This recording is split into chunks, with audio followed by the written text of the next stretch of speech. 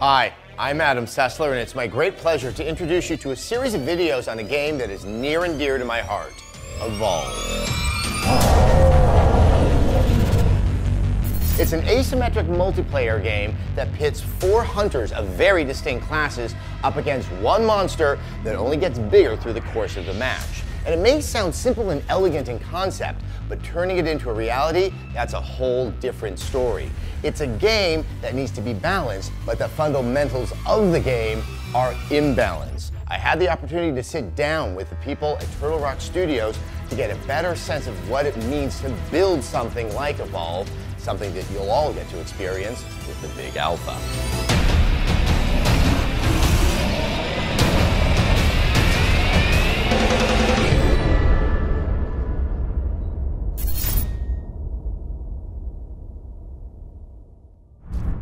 So the concept of asymmetric multiplayer is kind of easy to get your head wrapped around. You don't have clear equities on one side versus the other. But in terms of what that means in terms of reshaping multiplayer design, I mean, that's pretty significant. I'd love to get both your thoughts about why you decided to take on something as ambitious as this and what you felt that was going to allow you in terms of a creative direction. I think early on we didn't think about that really. We just thought about it would be great to be 4 hunters tracking this huge monster, and it would be great to be this big monster, right, fighting against these guys. So, you know, we didn't really think about sort of all the technical challenges and all the balance challenges and stuff like that. We just sort of wanted those 2 experiences, right? And it just so happened that it's kind of in the same game. There is something that is innately appealing about sort of not looking, I guess, at the other side and seeing kind of a reflection of myself, seeing something entirely different. I don't even know if I can put my finger on what's so appealing and exciting about that. 4 guys up against a giant monster, right? The 4 guys, you know, if you're on that team, you feel like the underdog, right? And then as the monster, yes, you're a big, powerful guy, but you're going up against 4 humans, right? So there's that aspect of, you know, you're also kind of the underdog from a different perspective. Nobody knows, and you can never map out all the ways in which these 2 things are going to be different, right?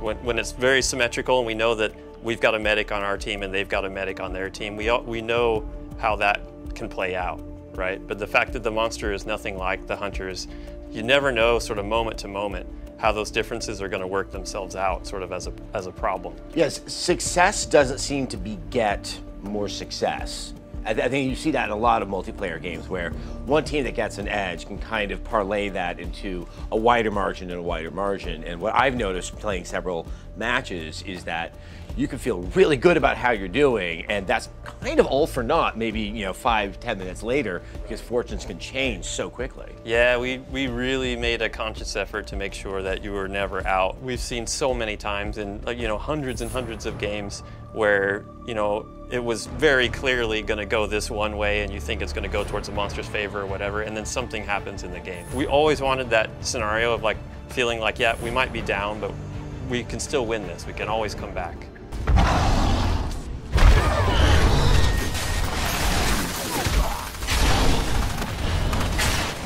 Playing around with the idea of asymmetry, you know, yes, as we've established, you know, you don't have that sense of equity on both sides of the competitive equation, but in addition, you look at Kraken, you look at Goliath, there's not really much parity between those 2 as well. And then you start to add in, you know, the various hunters that are in the various classes, and then the options of the perks that you pick, both for your monster and your hunters. You're looking at a lot of variables. I mean, I think asymmetry actually at that point is just doing a disservice because it's almost a cacophony of sort of options of how this whole thing can play out. Originally we had just 4 hunters, like Phil said, we had a bunch of gear, right? And we wanted the gear to kind of define your role on the team. But we always set out to have different species of monsters. And the goal was that playing against one species and playing against a different species would be a whole different game. You have to position yourself differently. You have to move through the map differently. You want to take different gear. You want to have a different play style and have a different plan as far as teamwork on how to deal with that monster, you know? And then from the monster side, obviously playing one that flies. In the example of Kraken versus Goliath, who's ground-based, Kraken in combat can spend his entire time in the air. So we really, really wanted it to fundamentally change the game. It does kind of break out from asymmetry to this crazy mix of combinations across the board between environments and wildlife and hunters and monsters and perks and buffs, and so it gets pretty wild. I can't imagine you just woke up one morning and said, hey, let's take on a lot. But as you talk about all the things that you've added to the game in this process, obviously it was fully within your ability to kind of pare this down to something far more simple, but you went in this exactly opposite direction. It's this weird big journey that we've gone on over the past 4 years where it really kind of took on a life of its own. And we always kept steering it, you know, make sure to keep steering it towards the ultimate goal and make sure it didn't go too far to the left or too far to the right. But it was this huge collaborative, like, team process. The idea that we could have a game that hopefully 3 years from now, right, when you've bought some game and it let you down, you know, it didn't live up to your expectations, you can always be like, you know what, I'm gonna play Evolve because goddamn, that game's still fun.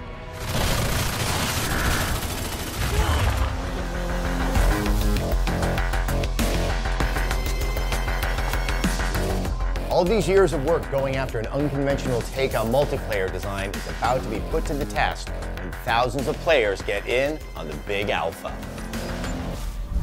Okay, so there's a big alpha. And obviously it's a wonderful thing for those who are participating because they get to play a pretty sizable chunk of the game. When you go into something like this, what are you looking for? What are you hoping to learn about it? Oh, everything. Yeah, so it's just low. It's the whole bonus gamut. expectations. I mean, you know, we have 90 people at Turtle Rock Studios right now, and we've got 2K helping out. But really, that's kind of quite a small player pool, and we know that there's a lot more ways to play the game. It's going to be interesting because we have Kraken and Goliath in this one. So, what's the win-loss ratio? Is it going to be comparable between Goliath and Kraken? We just know that no matter how many games we play, you know, there will probably be more games played in the first day of this big alpha than have been played ever in the history of Evolve. And then there's also just player feedback, you know, what things did they like, what things did they not like. It's interesting to see, you know, actually essential to see that when you get 100,000 people playing it, do the telemetry numbers stay consistent with what we're seeing? And we know we're not going to get it all right. We know that we're going to come out of this with a lot of notes and needing to make a lot of adjustments. Let's go through some of the stuff that is available so that people sort of know what to try out and to try out enough of a variety that you guys can actually get the data. As you said, both Goliath and Kraken are available. Is that just something where the player can just jump in and say, okay, I'm going to play Goliath or I'm going to play Kraken? How are they going to be able to select or going to have the opportunity to play the monster?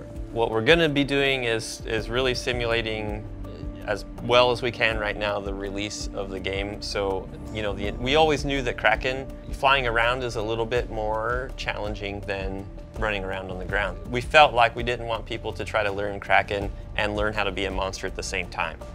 Goliath is the one who's more straightforward. He does all the monstery things you'd expect, but he's a lot of brute force, and that fits really well with your first experience, your first go as a monster player. So you'll have to play Goliath first, and you'll have to successfully use the different abilities. It's like your mom saying, like, you have to, I know maybe you don't like peas, you got to try it first. Try everything on your plate at least before you move on to the next character. I will say, Goliath, far tastier than peas. I can say that with a fair amount of confidence. I like peas. What are some sort of key pieces of advice for maybe those first 2 or 3 matches when people are definitely still babes in the woods? Yeah, generally the bigger something is, the scarier, the more powerful it is. So make sure it's a monster before you shoot it. You want to kind of stay together.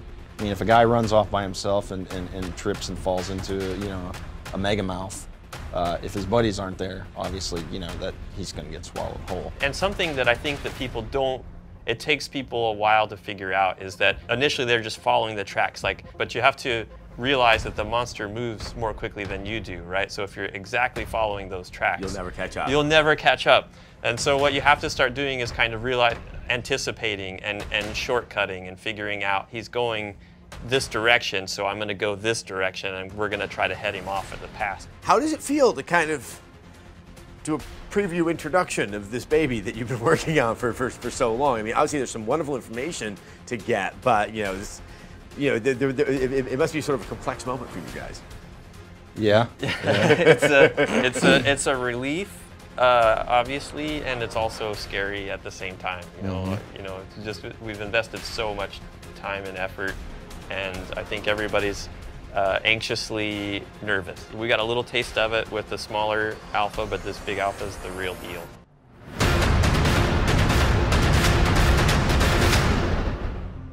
Our first version of Goliath was actually called Scorpion, and it was more like a giant crab. And so we had like you had these big claws on the side of the screen, and Looked kind of dopey. and they looked pretty bad. When you started, did you foresee what it is now? The game has changed so much. The overall idea is what we all thought it would be, but the details were not. It was just us playing this fundamentally good idea and then building on that and making it cooler and cooler.